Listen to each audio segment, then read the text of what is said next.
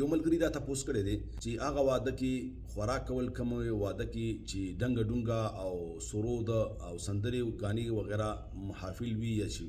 الله تعالی دې زمونږ د ټولو حفاظت وکړي او الله تعالی دې مونږ ته اسلامي خیرت را نصیب کړي. ګناهونه ډیر دي لیکن د ټولو نه لوی ګناه دا ده چې هغه انسان ښکاره کوي. او صحیح حدیث کې راځي نبی مهربان صلی الله علیه وسلم فرمایي ټول ګناهګاران الله معاف کوي الا المجاهرون، مگر هغه خلک چې په جهر باندې ګناه کوي، ښکاره ګناه کوي. په ودونو کې د بدقسمتۍ نه بعضې خلک ځان سره ډېر ظلم کوي او هغه دا چې هفته مخکې به ټیپ لګوي، هفته مخکې به ډول او سرنا او ګاونډیان به ترېنه تنګ وي. نو دا ډېر لوی ظلم دی. دا ښځه او خاوند دې ځای کې دا نکاح چې د چا کېږي یقین وکړئ دا د دوی په حق کې ظلم دی، د دوی د مستقبل په حق کې ظلم دی او دغه بچي چې الله تعالی دوی ته ور نصیب کوي د دوی په حق کې ظلم دی.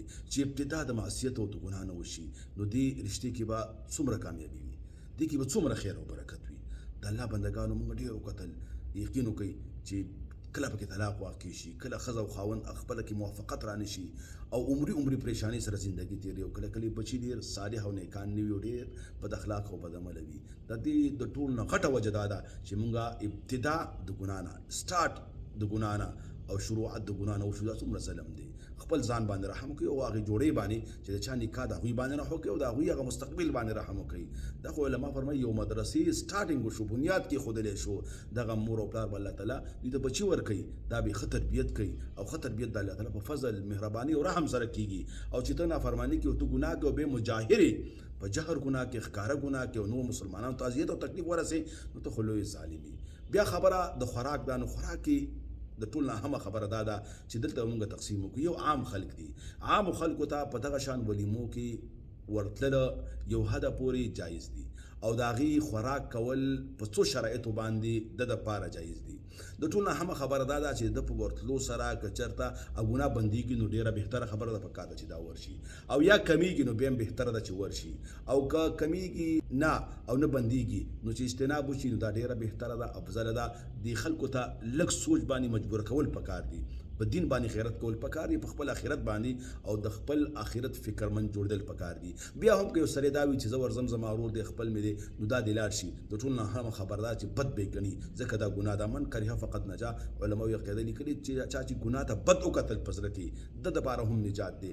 اگر چې اولنۍ درجه د لاس ته چې په لاس رامنه شي، دویمه درجه په ژبې ده دعوت دې ورکړی شي، او دریم که وس دې نه کېږي نو په زړه کې ورسره بد وګوره.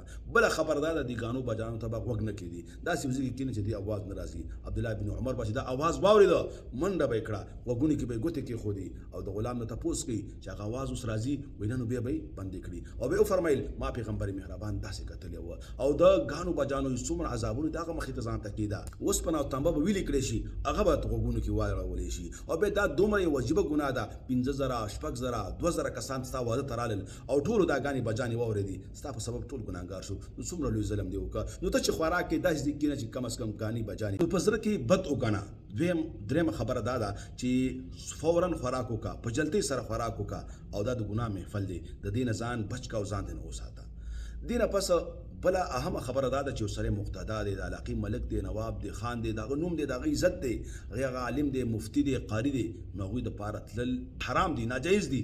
ځکه خلک به په هغوی باندې تهمت لګوي، خلک به هلته هغوی ته سپک ګوري، خلک به د هغوی هلته بېعزتي کوي چې د خوراک دپاره او د خېټې دپاره ګوره دلته دا راغی. بل دا بې سبا امر بالمعروف نهي عن المنکر نشي کولی چې سړی په خپله خبره باندې عمل نه کوي، د ده په خبره کې به اثر نه وي.